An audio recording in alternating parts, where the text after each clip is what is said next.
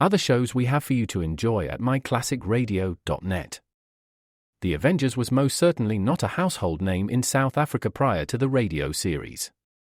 With no national television service until 1976, the mechanism simply was not present in the country to show television programs to mass audiences. While many other countries reveled in the filmed adventures of John Steed and company, South Africa was not equipped to join in the fun. The series took Britain by storm and made a major impression in the American markets, being that greatest of rarities, a British series given a network transmission slot. However, as a filmed series, rather than a videotaped one, The Avengers was able to gain a modicum of exposure in South Africa through film rentals. Come and listen at myclassicradio.net. Good evening. This is Crime Classics. I am Thomas Hyland. Listen.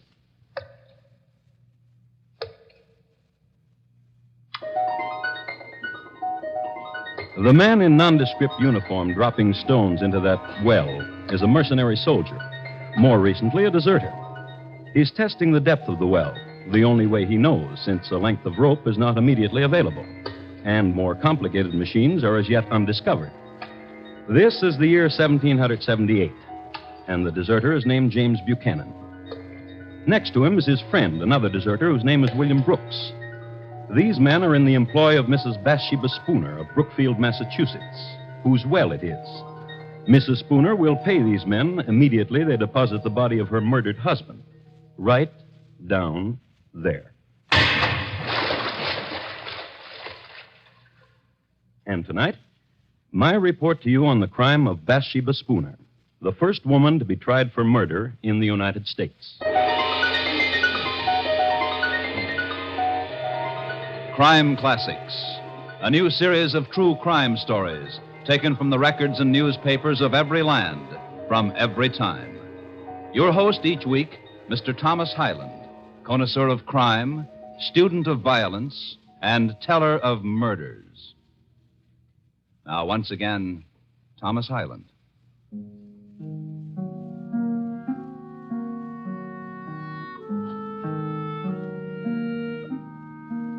The place is Brookfield, Massachusetts, the year 1778. Scene, the home of Joshua and Bathsheba Spooner, a large and respectable dwelling, 2 stories in height, situated on the north side of the road from Brookfield to Worcester. In the front of it, and nearly opposite on the south side of the road, are stately elms and a well. And in the living room, there's this. What manner of woman are you, Bathsheba? There's no content in you and no happiness. And what happiness have you given me?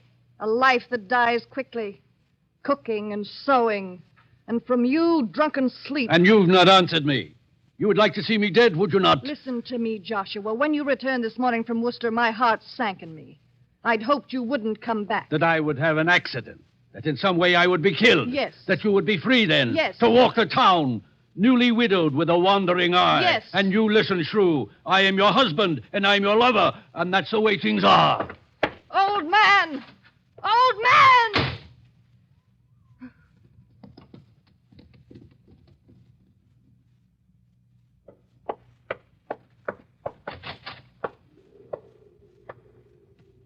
Ezra? Ezra? I've been waiting. Bathsheba. Wait. No more waiting, Bathsheba. The time I was away from you with your husband in Worcester. The thinking about you. And there'll be more waiting. Until it's done. Until you kill him. I tried, but I could not. He asked me a question, my husband did. What manner of woman are you, he asked. Now I wonder. What manner of woman am I to love such as you, a youth?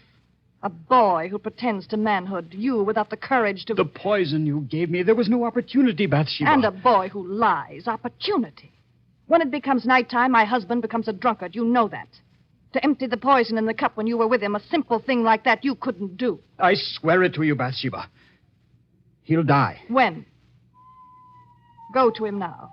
To the tavern where he is. Empty the poison. I threw the poison away. With no courage. Bathsheba. Speak my name and bedevil yourself with it. Just kiss me, Bathsheba. No kisses. No secret whisperings. None of that. No more. until my husband is dead. Laugh then, you'll see I mean it. There's a wench, Bathsheba, at the other end of town, and she watches me when I walk by. Then go to her. All right. Wait. Don't leave me. You almost let me go. Boy, you Bathsheba. kill him. Kill my husband. Later.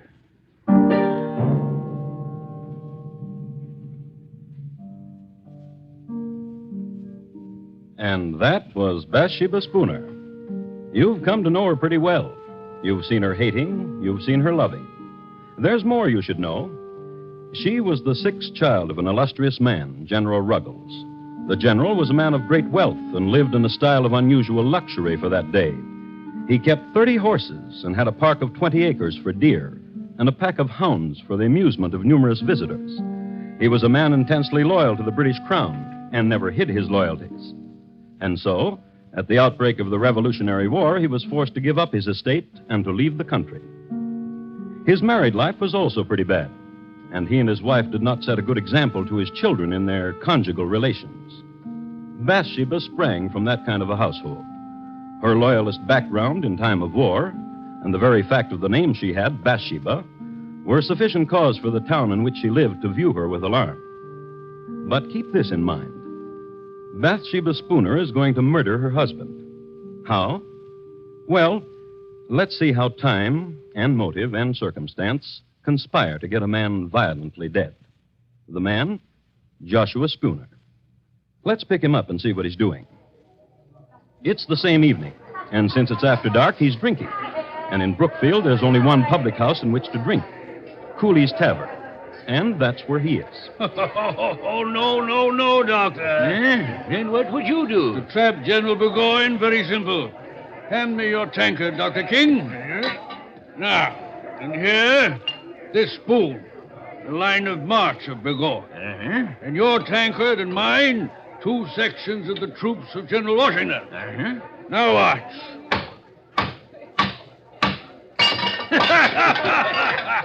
And that's how we take care of General Burgoyne. Yeah. Barkeep, more ale.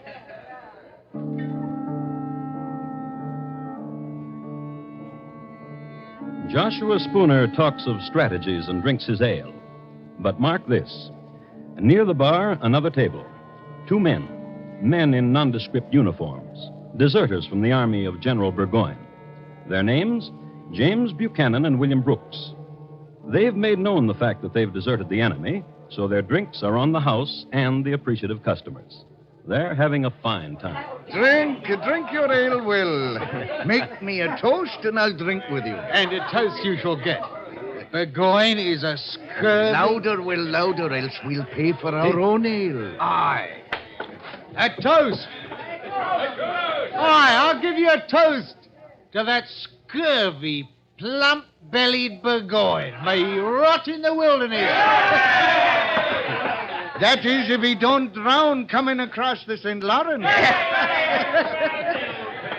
Gentlemen. And a merry evening to you. Joshua Spooner is my name, and it would do me proud if you would permit me Ale is what we're drinking, sir.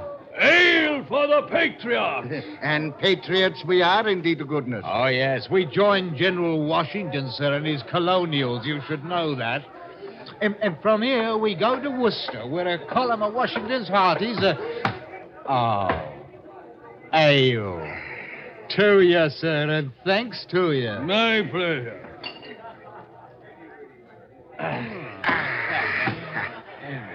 Willie Bach, your tankard is dry, and so is mine. If you will permit me, gentlemen, it would be my pleasure. My pleasure indeed.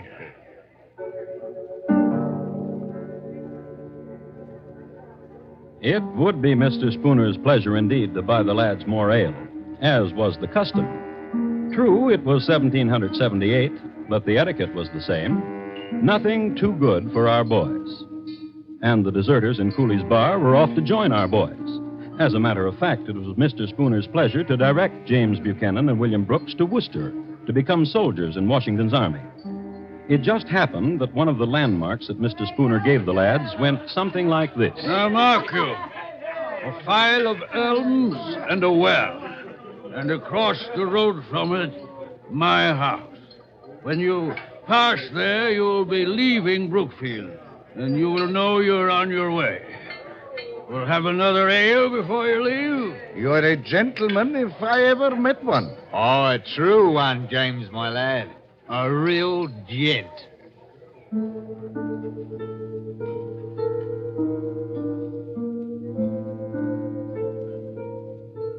So they touched tankards, the deserters and Joshua Spooner, and they made tearful farewell. And the deserters left and walked the road toward where the elms were, and a house, and a well. Let's go on ahead of them. Let's get back to the lady. Bathsheba's home. Bathsheba's fixing her hair. And the youth Ezra, he's tying into it night ribbons, a lover's tender gesture. Their talk, however, is shocking. Perhaps you're right. Perhaps the best way is not to poison him. I say shoot him. Perhaps, in such a way as to make it appear as an accident. Will you shoot him, Ezra? Tightly with the ribbon, dear. Ezra? I have not the courage for it. But you know of guns and shooting. You were in the army for a year. I marched. I shot no one. I marched upon an ambush and was wounded. Myself, I never pulled a trigger. If not you to kill him, Ezra, then someone. Yes. Turn from your mirror, Bathsheba, and look at me. Oh, listen. Do you hear? Yes. Drunkards. Someone. Go to the window. Drunkards. 2 of them by the moon. British deserters. I've seen them in town. Call to them. Bathsheba. Call to them. Hello! You there! What do you want? I'll talk to them. A lady wants to talk to you. A lady? At the ladies' service any time. Let them in, Ezra.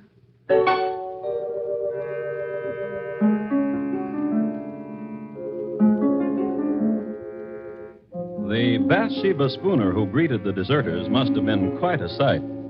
Tall, long hair, and blue ribbons. There must have been a fire in the fireplace, and in all probability she was standing in front of it. Her manner was gracious, and she was smiling. Ezra served the liquor. All in all, it was the nicest thing that could possibly have happened to 2 fellows who had deserted General Burgoyne. And now, gentlemen, a question. We bow. Bow, James, my lad. Say on, my lady. How would you gentlemen like 500 pounds to see you on your long journey? Merchanul, 'twould warm the cockles, wouldn't it, Will? 'Twould. Does that answer you, my lady? And what would you do for it? There is nothing that Will and I have not done, and for less handsome payment from less handsome women. Far less. Kill my husband. This lad, the one you call Ezra. Come here, lad. The next skinny ones don't take long for twisting. Not him. Not Ezra. Not him, James. Then who? My husband will return from his drinking. Will you wait for him? Kill him? When he returns, meet him outside at the door and greet him. Will you? Not only for the money, dear lady, but for the pleasure of your presence to 2 tired soldiers. Right, James? It's the truth.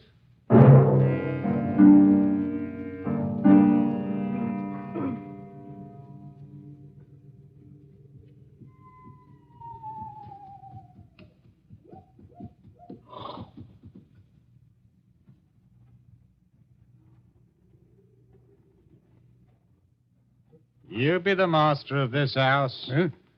Yeah. And you are the 2... That we be.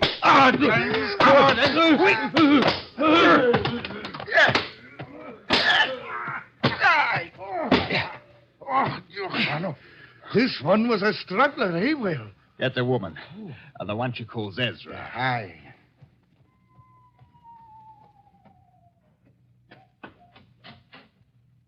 Mrs. Spooner, come see, it is done.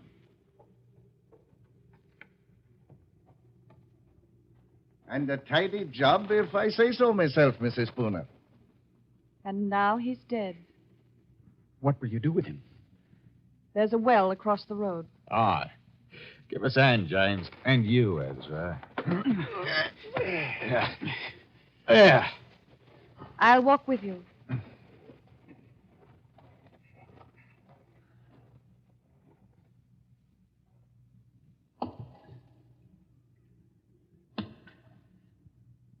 Ah. It's a deep well. Poor little man.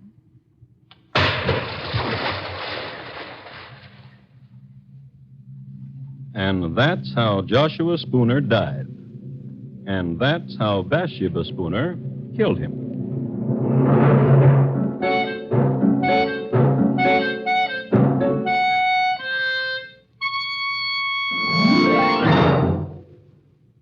You are listening to Crime Classics and your host, Thomas Hyland.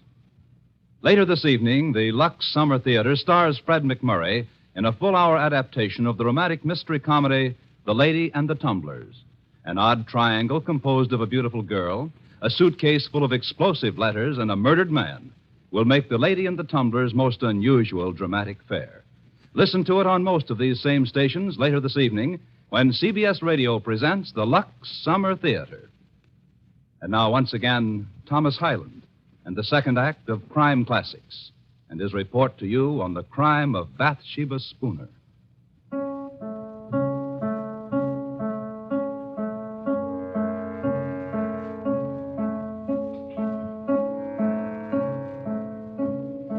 Listen to this. It's awful and dread, this tale that I tell. Joshua Spooner lies dead in a well in Brookfield town in 78 from 6 stout whacks across the pate. Small poem by an anonymous contributor to the Worcester Spy, the local newspaper of the day. A change of scene now. Across the road from a cold well into a warm living room. Tableau, 4 people. Mr. Spooner was such an elegant man. What will become of his clothes in his closet and his horse? You may have them. Come away from the window, Bathsheba.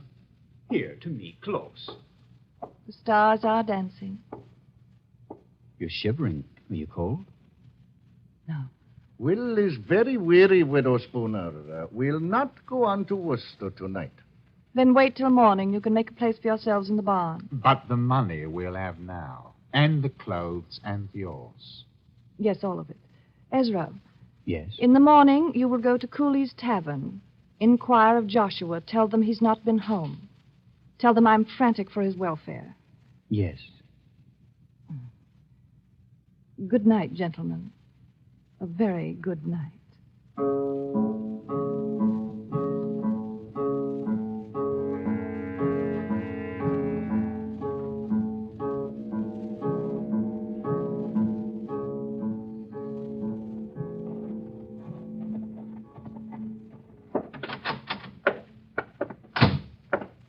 Mr. Cooley. Aye? Hot grog on a nippy morning, Mr. Ross? I've been sent to inquire of Joshua Spooner. Who sent you? The wife of him, Bathsheba. Did she now? And why? Last night he did not return home, and Mrs. Spooner is frantic for his welfare. Not home? Well, he's not here. Last night he sat right there, my lad, and discussed military strategies with the doctor. Then, to the best of my knowledge, he went home. Dr. King. Doctor, wake up. Please, Doctor, wake up. It's important. What is it? What? Where is Joshua Spooner? Where is he? Mr. Cooley says he sat with you last night. As he did, then left me. He's not home. What? Mrs. Spooner sent me to fetch him. She's troubled that he's not returned. But where else could he have gone if not to his wife? We must find him, Doctor. Yes, by all means.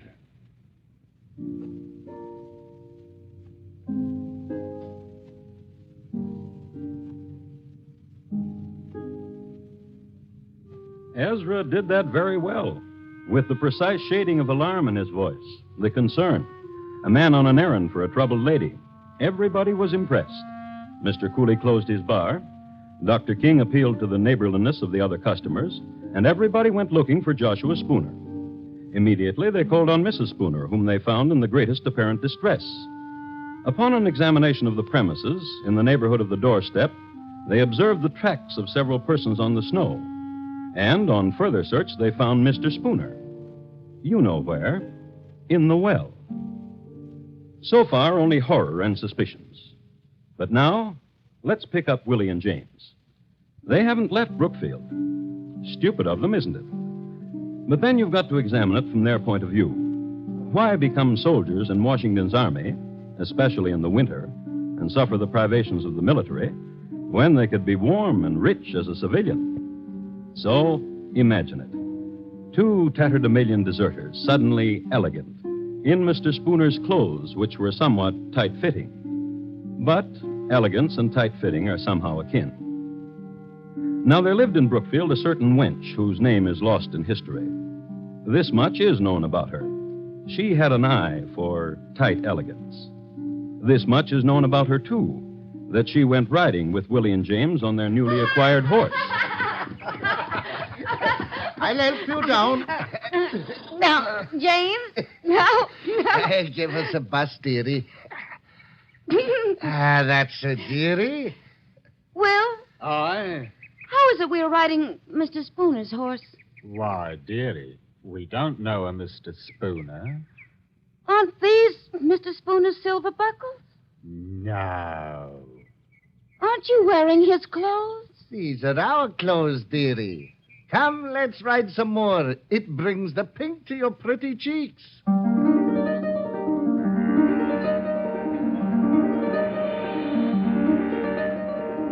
But the cat was out of the bag.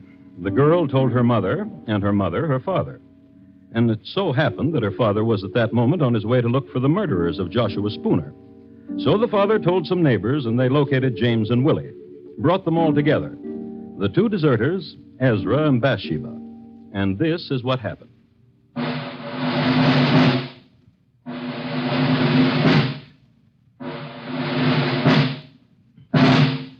The jurors for the government and people of Massachusetts Bay in New England, upon their oath, present that William Brooks and James Buchanan and Ezra Ross in the county of Essex, not having God before their eyes, an assault did make upon Joshua Spooner, feloniously, willfully, and of their malice aforethought, on the 1st day of March last past, with force and arms, also by striking, beating, and kicking aforesaid Joshua Spooner, so as to inflict several mortal bruises, of which Joshua Spooner died. And that Bathsheba Spooner, widow and late wife of Joshua Spooner, being seduced by the instigation of the devil, did incite, move, abet, counsel, and procure the murder of aforesaid Joshua Spooner. How do you plead? Not guilty. Not guilty. Not guilty. What statement have you, Bathsheba Spooner?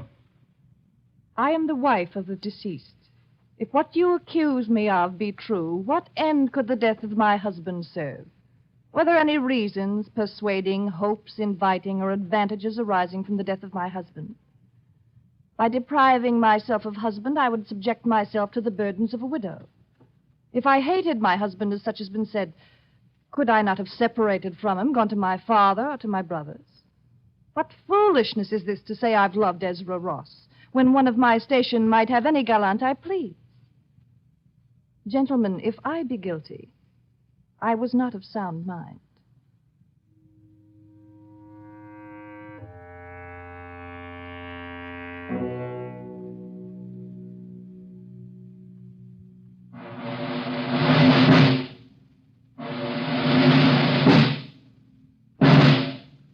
To the sheriff of our county of Essex, greetings.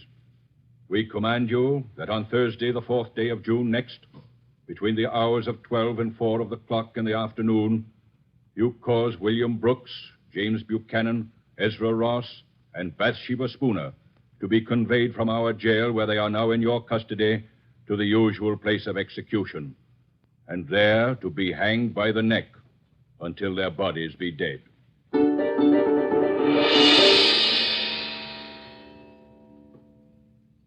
The motive? The crime? and the sentence. Justice was simple. And quickly, too quickly for the 4 prisoners, the 4th day of June. This is a copy of the Worcester Spy dated that day that I have here. I'd like to read from it. It was about 2:30 of the clock in the afternoon when the 4 criminals were brought out of prison and conducted to the place of execution under a guard of 100 men. The 3 men went on foot. Mrs. Spooner was carried in a chaise, being then, as she had been for several days, exceedingly feeble. The procession was regular and solemn. Just before they reached the place of execution, one of the most terrific thunderstorms that had occurred within the memory of the oldest inhabitant darkened the heavens. There followed an awful time. The loud shouts of the officers amidst a crowd of 5,000 people, the horses pressing upon those in front, the shrieks of the women in the tumult and confusion, the malefactors slowly advancing to the fatal tree, preceded by the dismal coffins, the fierce coruscations of the lightning athwart the darkened horizon, quickly followed by loud peals of thunder, conspired together and produced a dreadful scene of horror. It seemed as if the author of nature had added such terrors to the punishment of the criminals as might soften the stoutest heart of the most obdurate and abandoned. At length, the place of execution having been reached, Ross, Buchanan, and Brooks ascended the ladder to the stage. Our Father, which art in heaven, hallowed be thy name. Ross made an audible prayer. The other 2 were engaged in silent devotions until they faced the noose. Mrs. Spooner, as she approached the tree, was seen to bow gracefully to many of the spectators with whom she had been acquainted. Then she crept up the ladder on her hands and knees. When the eyes of the malefactors were covered and all was ready, Mrs. Spooner took the sheriff by the hand. And for the first time, Bathsheba Spooner accepted the verdict of justice. My dear sir, I am ready. In a little time, I expect to be in bliss. And but a few years must elapse when I hope I shall see you and my other friends again.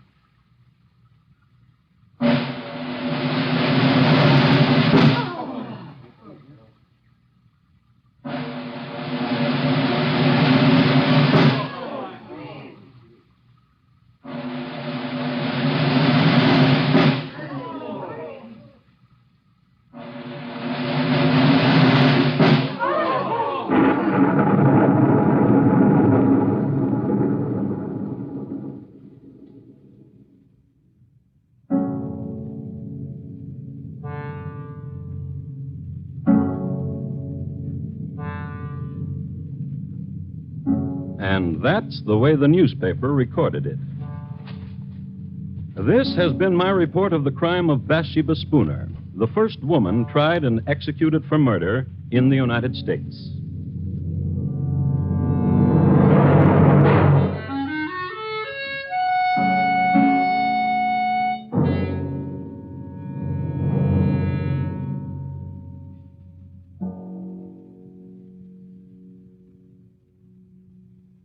In just a moment, Thomas Hyland will tell you about next week's Crime Classic.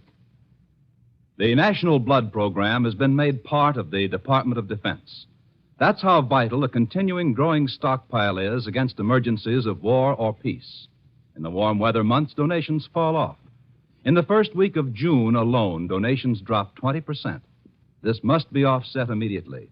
Before you go away, please phone the Red Cross for an appointment to give a pint of blood. You will enjoy your vacation more for having done it.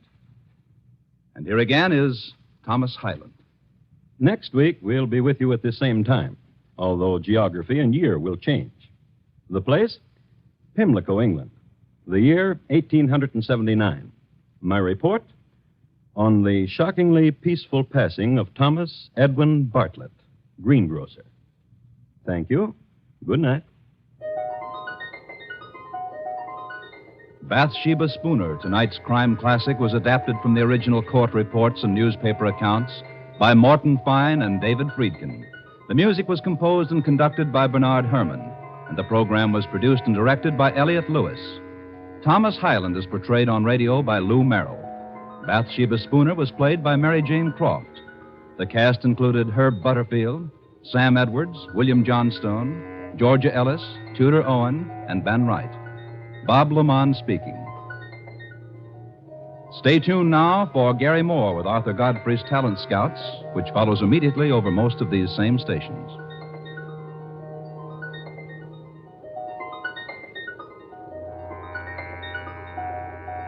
And remember, for mystery mixed with merriment, join Mr. and Mrs. North Tuesday evenings on the CBS Radio Network.